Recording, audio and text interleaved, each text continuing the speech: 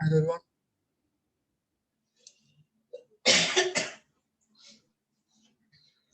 Can you hear me? Yes, so we can.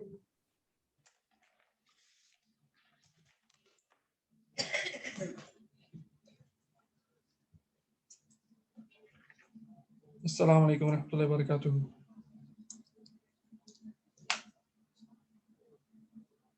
Can you guys hear me? Walaikum assalam, so we can hear you. Okay, that's good. Hi everyone.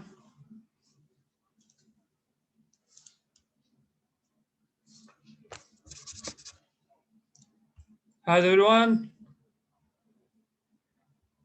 One second.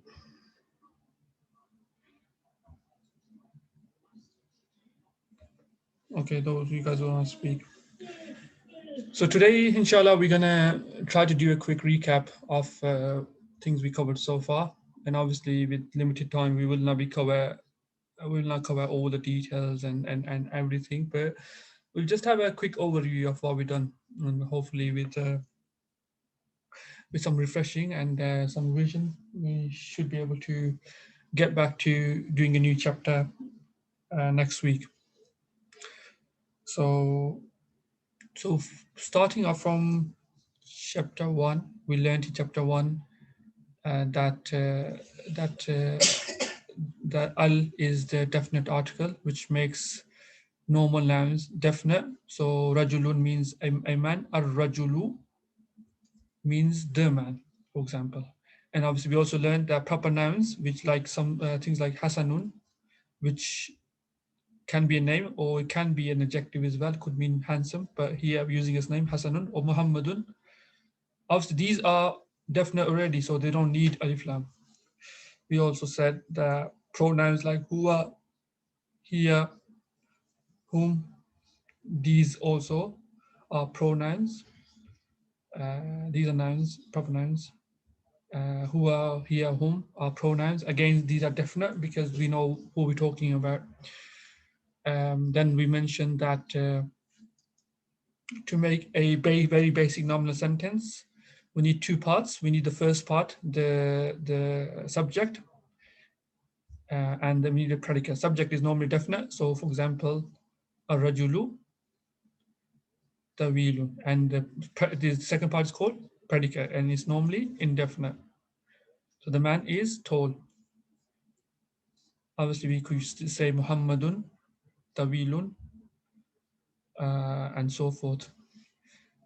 That was the chapter. That was chapter 1 basically, and then we went on to cover adjectives and so forth in chapter 2, and we covered the genders, and we specifically covered feminine gender. We said that nouns by the default position are masculine unless they meet one of the following criteria to make them feminine. What was the criteria? Somebody tell me quickly. First is Tamarbuta. Okay. This is known as by form. Okay. By form, um, uh, by form and by meaning, Yeah. Like and like ummun, Umun, yes. mada, because mean mada, urusun means bride. So Rusun is bride, yes. yeah, and then And then geographical condition, like name of any particular city. yes. Yeah, carry on. Uh, Fourth one,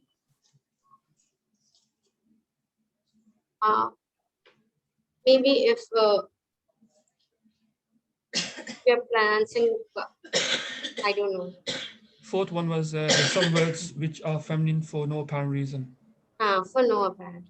Yeah, like ardun and darun and so forth. And so and we just know from dictionary. And we also made an exception with da murbuta. We said that if the word has da murbuta, but in meaning it has in meaning it refers to masculine, then the meaning takes precedence and oversees or overpowers the form. So for example, khalifatu or khalifatun is a caliph. He has ta marbuta, but the meaning is caliph, which is always masculine. So the meaning is masculine, the form is feminine. What takes precedence? The meaning. So we treat this as masculine. So this is an exception. Then we also covered words having different i'rab or different declension. So somebody else wanna just contribute? Somebody else wants to contribute? What I'm talking about? So we have nominative,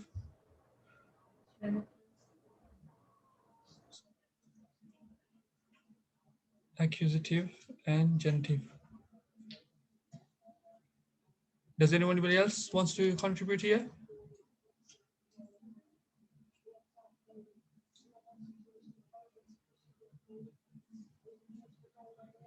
So nominative, we said these are words which normally in singular have dhamma.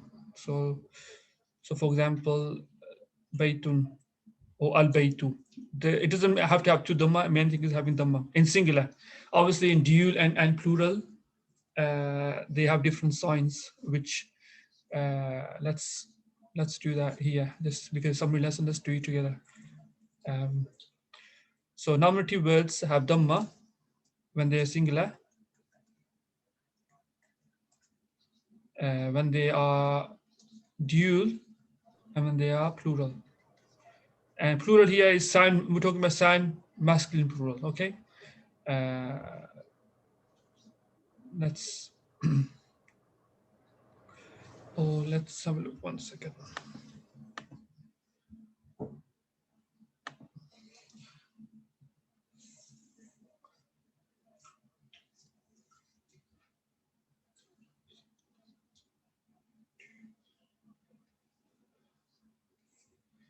So singular, dual, sound masculine, plural. If anything doesn't make sense, do let me know.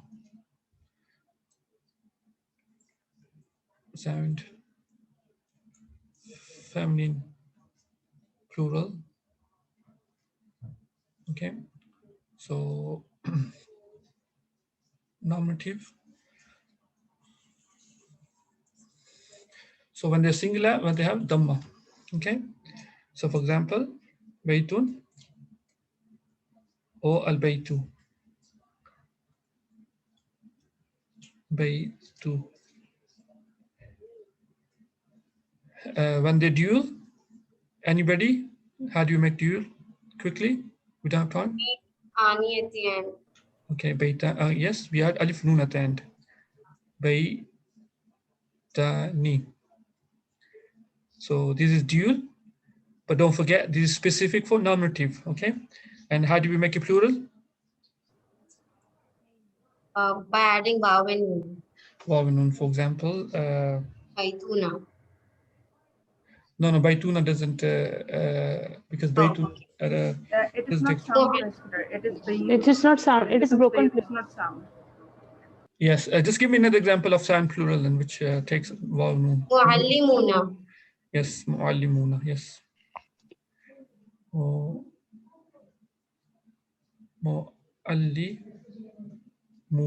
So vav and nun makes it plural in accusative form, in nominative form, and sound plural is muslimatun.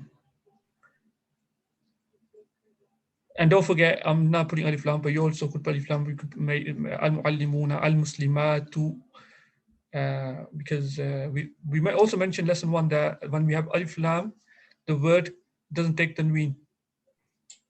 Tanween and alif lam can't go together. So these words which have tanween, we add alif lam, the tanween goes.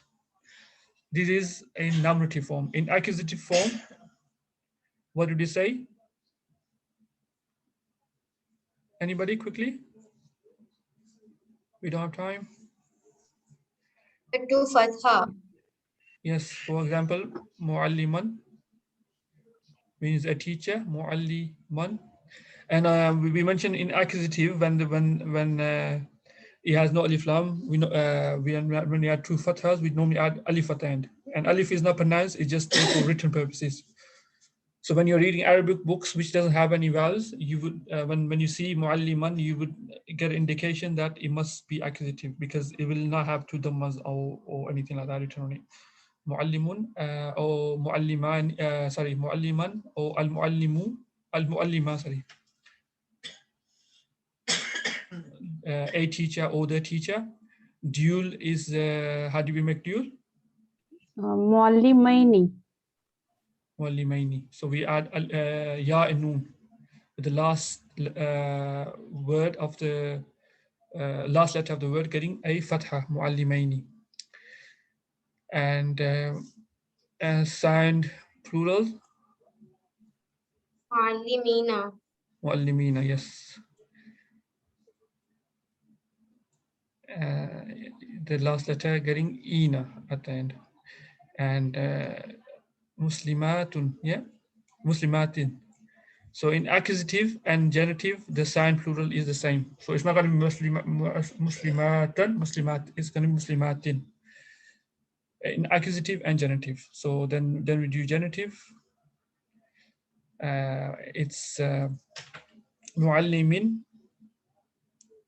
And we're going to discuss what makes the word accusative and genitive later. Muallimin or al-muallimi. Al-muallimina, because accusative genitive is same for signed, for dual, and is same for signed masculine plural and same for feminine plural. And in singular, there is one exception. If there's a diptode, in singular, you will take fatha even in genitive. For example, fi makkata. So normally we would expect it to be makkatin, but because Makkah is a diptode, it becomes fi makkata, in Makkah. Okay, and then we what another thing we call so what makes the word genitive? So first we said prepositions like fi, in, bad, after, or ala, on, ma'a, with. So all these letters, when they come before a word, the word becomes genitive. Okay, and we covered genitive just the previous slide.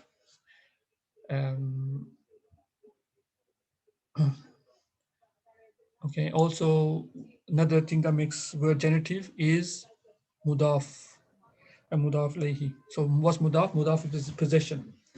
So what happens? You put the possession before. So for example, if you say the house of the man, so you put the possession before, and then you put the possessor. And the possessor, the word after it is going to be genitive, rajuli.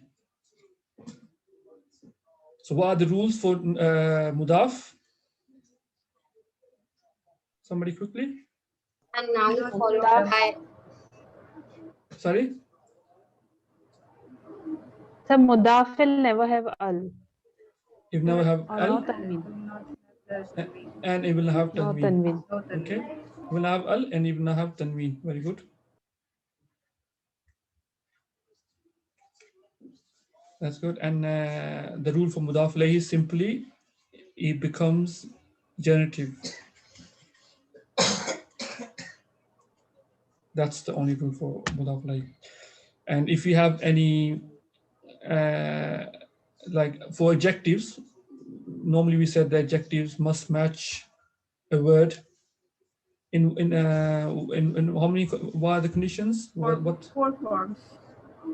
for? Number, Yes. Gender. So Case. 1 second, yeah. Adjective must match in number one, number you said, yes? Yes, number, gender, case, and definite. Yes, very good. Oh, what happened? And the fourth one was definiteness.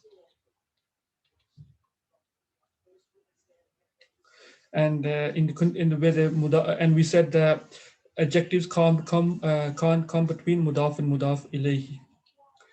So if we want to put any adjective here, we will put it afterwards. And we also said another thing was that when mudaf ilayhi is definite, when mudaf ilayhi is definite, which is ar-rajul here, the mudaf becomes definite automatically. So it's not a house of the man, it's the house of the man, right? And we said that when we put adjective, we're going to put it after mudaf and mudaf ilayhi because nothing can interpose or come between the mudaf and mudaf ilayhi. So for example, we could say al-kabir. So how do we know if al-kabir is the adjective of bayt or rajul?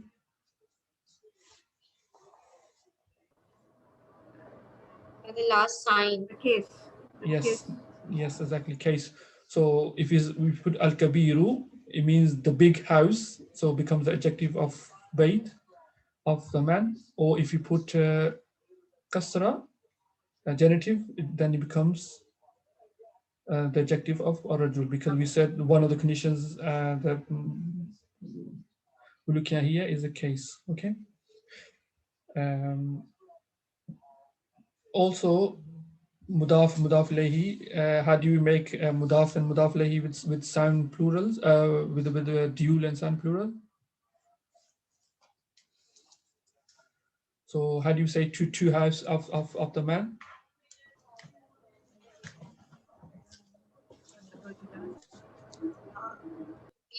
We remove ani or maybe only noon. Yes, the nunation disappears. So even Yeah. if you look at singular, if you say baytu rajuli, right? Rajuli. See, originally baytu was baytun, right? I don't want to make it complicated, but just give an explanation. This is known as nunation because then there was noon in it. Because if you open this up, it becomes baytun, right? We now write it like that, but that's how, if you open it up, the tanween, it becomes baytun. So what happens essentially, the nunation disappears, tanween disappears, it becomes baytu. So same thing happens in a way in dual and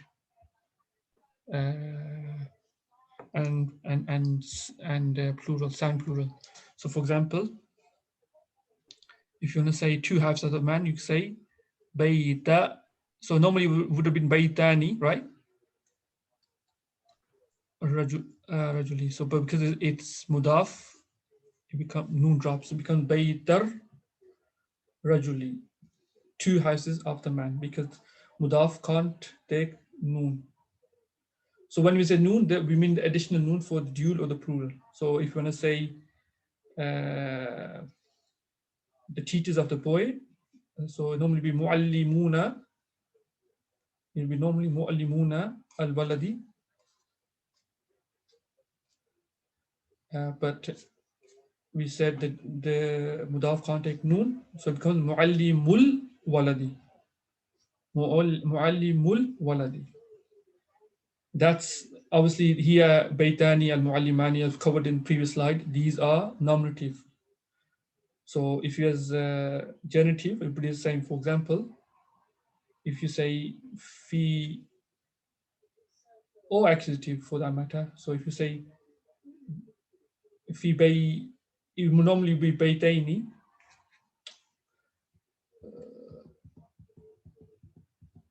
Okay, normally it would be baytaini, right? It would be baytaini rajuli. You can't take noon, it becomes fi baytay. So it becomes baytay ar-rajuli. Fi baytir rajuli. So the noon disappears basically. And same with the sign plural, so becomes it was muallimina with the teachers, right? Al-waladi, the noon disappears, becomes ma'a muallimi. Does that make sense? So that's how the noon drops basically in mudaf and mudaf alayhi. Also, we done sign broken plural. So these are words which don't take a waw and noon, sign plural. So they take broken plurals. So for example, and there are specific forms which we learned, but rajulun means a man. Then the plural is now rajulani, is rijalun. Okay, and these words, in terms of being genitive and stuff like that, they follow the rules of singular. Because if you want to say with the man, with the man, you say ma'ar rijali, for example.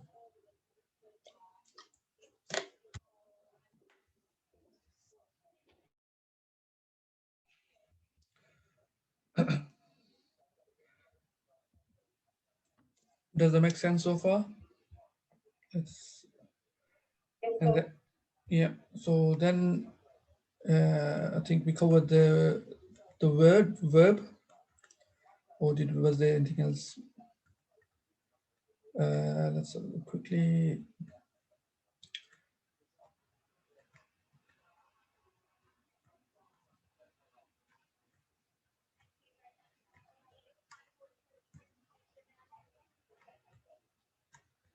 Obviously, the details are missing on purpose because we don't really have time to go through everything.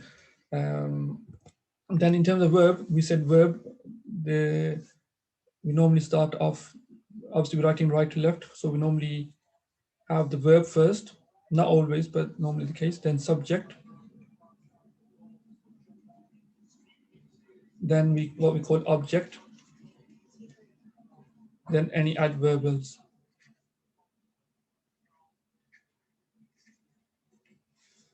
Subject is the thing or the person which is doing the action. It doesn't have to be literally, but that's how I understood. The object is the thing, the action, or the verb is taking place on. And adverbial is anything else, like amsi, yesterday, and faj'atan, which means suddenly and so forth. For example, and we said when the verb comes first, it's always singular, because because subject is mentioned afterwards, and subject will determine the number of the subject. For example, if you say daraba, singular, third person, and we'll cover the verbs again. I'm not going to go too much into details verbs because these are something we have to learn by heart. And before we left, I was asking you guys to memorize these, to read them to me. So maybe we'll do that again once we start the next lesson. When we come across new verbs, we'll memorize them. I hope you've memorized them, and inshallah refresh your memory if you need to. So then the subject, for example, if it's plural, ar-rijalu, or it could be ar-rajulu, doesn't matter, but the verb is always going to be singular when it comes before the subject. That's the key. When the verb comes before the subject, it's always singular. Ar-rijalu, the man hit. Object, so the man are doing the action. Object is the thing they're doing the action on. So for example, they're hitting Zaidan. Yesterday, this is like adverbials, we say amsi. The man hit Zaid yesterday. Another key thing here is we mentioned the subject is nominative, right? And the object is, as you can see here, Zaidan is accusative, yes? Accusative. And then also mentioned that if the subject is not mentioned afterwards, then the verb must contain then the verb must agree in number. So, for example, because if the subject is not mentioned afterward, then what becomes the subject? Subject becomes hidden inside the verb. So, for example, if you say daraba rijalu zaydan amsi, the man hit Zayd yesterday. Then summa, for example, they went home. They went. So it's gonna be summa. It's not gonna be zahaba, because zahaba means if you write, for example, zahaba, it means then he went. Then that could indicate Zayd, right? But we won't say they went. So we say summa zahabu.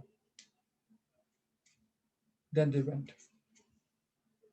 So what's again? I repeat. That's plural. Won't we write dual?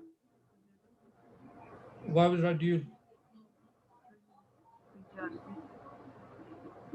Why do you think we radul? Oh, I got confused. I thought just Rajul and Zaid are two people, right? It's Rajal. No, we're talking about man here, and here it's not. Is this singular? Is this singular?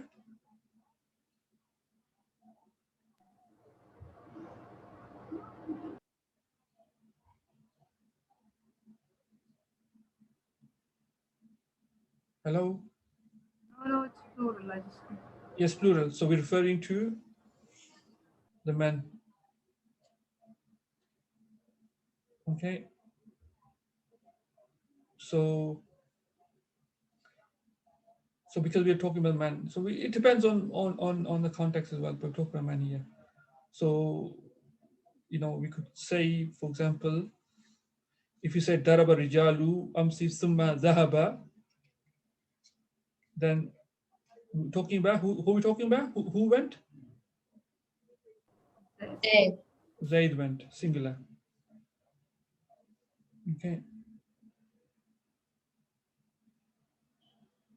And then what Sudais is talking about is when if you say daraba bakrun, for example, Zaidan. Zaid hit Bakr hit Zaid. Amsi.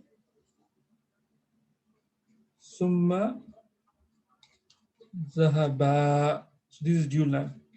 So this means Bakr hit Zaid, and then the both went home, because here is dual. It refers to both Zaid and Bakr. Does it make sense?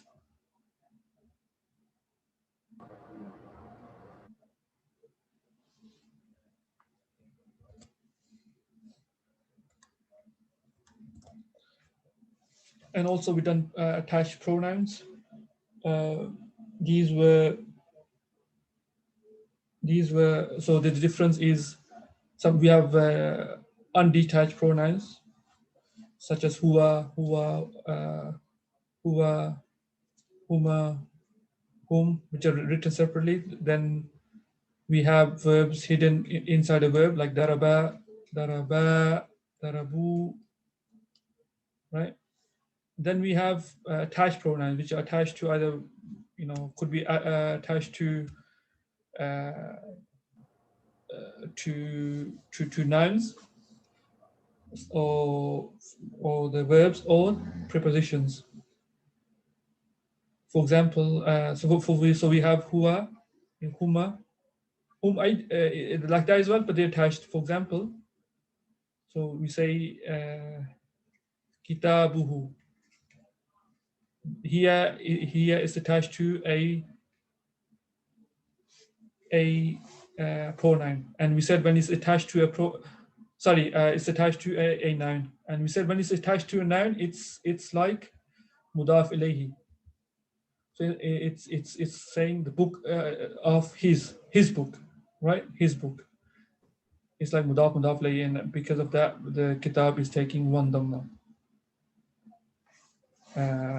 Kitabuhuma, kitabuhum, the book of them two, their book. And obviously things like this, we did mention the when you say my book, it's a bit different. It's not gonna be kitabu ya, it's gonna be kitabi. And we said that this is something this is due to convention of the language, because kitabu yi or kitabu ya, it's very hard to say, so it becomes the kasra is the convenient vowel for ya, so that's why put ba gets a kasra. Kitabi, my book. And so when attached pronouns are attached to nouns, they always are mudaf ilayhi, right? And when they attach to a verb, they are always maf'ul bihi, or the object. So for example, wa alaikum salam. Did you say salam alaikum? Who's this? So for example, darabuhu, it means he hit him. He hit him. One person hit another person, right? Because if the subject is not mentioned separately, when it says subject must be mentioned. If it's mentioned separately, it must be either a proper noun, like a name of a person, or it must be general noun, like rijalun or something like that. It can't be a pronoun. So here, when pronoun is attached to a verb, this is object. The subject is hidden within. So it's here huwa as well. He hit him. Or for example, you could say daraba huma. Daraba huma. What does that mean? He hit them both. He hit them too. Or daraba hum.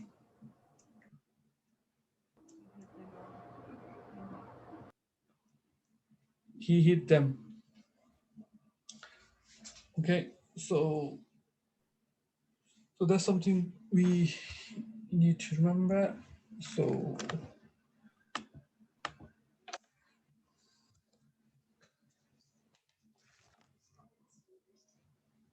okay, also we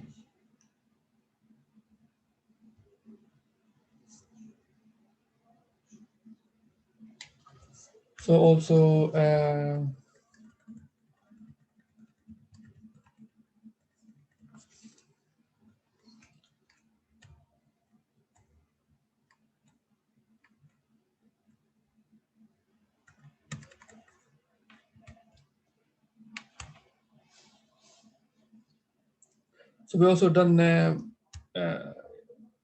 demonstrative pronouns, like to say this.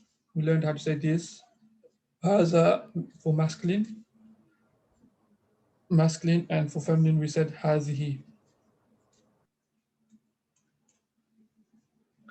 And we said to say this is a book, for example, you make it like subject and predicate. So this is definite. This, because we're referring to something specific, we're pointing at something. Kitabun is a book, and the object is, the predicate is indefinite. Or if you want to say this book, because there's a difference between saying this is a book, then you're saying this book. This book is big, this book is beautiful, this book is new. How do you say that? You buy Haza al-kitabu. Hazal kitabu. Nam. Kitabu. Hazal kitabu. Okay. Then also there's a difference in we also mentioned that if there's a mudaf and mudaf lehi, if you say haza baytu rajuli, for example, something like this, then this becomes the subject. This is the house of the man. and this becomes the predicate. This is house of the man. But if you don't want to do that, if you want to say this house of the man, for example, if you say this house of the man is beautiful, this house of the man is big, this house of the man is, wonderful. For example, you may have many houses. Then in this case, you put mudaf and mudaf alayhi first. So for example, Baitu ar-rajuli haza. This is not full sentence. This is this is here is subject and predicate. Here is not. Here is like so here means this house of the man. Okay. Does it make sense?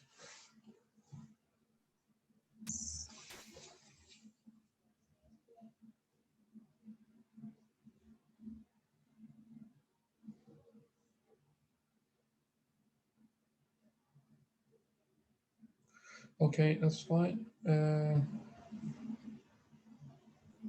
another example of this. The second part.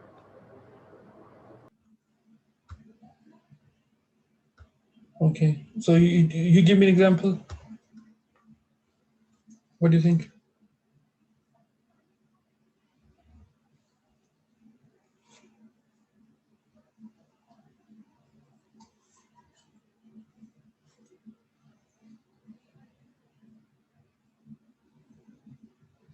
So simply, if you wanna have haza, and then you wanna have, if there's two parts to it, so you wanna have haza, and then if you wanna make mudaf and mudaf alayhi as predicate, then you just put the demonstrative pronoun first. Like for example, haza, it could be hazihi or haulai as well. Haza, this waladu rajuli. This is the boy of the man, right? This is the boy of the man. So if you wanna, again, if you wanna put mudaf alayhi as predicate of a demonstrative pronoun, you wanna make the demonstrative pronoun a subject. You just put demonstrative noun first, and then you put mudaf alayhi. However, if you don't want to do that, so if you want to say, instead of saying that, you want to say this boy of the man, is it a full sentence? No, this is like subject, and you could say this is like an adjective. This, so you're pointing, you're saying, so this boy of the man. What about the boy of the man? This is like the whole. This is like, yeah. Then you say it's beautiful, or it's tall, or whatever. So what I'm trying to tell you is here, there's no subject and predicate. Subject predicate, it could be put afterwards if you want. So in this case, what would you do is you would put the mudaf alayhi first, then put haza. Does that make sense? Yeah. This boy of the man. For example, then you say Jamilun. Jamilun. This is predicate. And all of this is like a subject. Is that clear?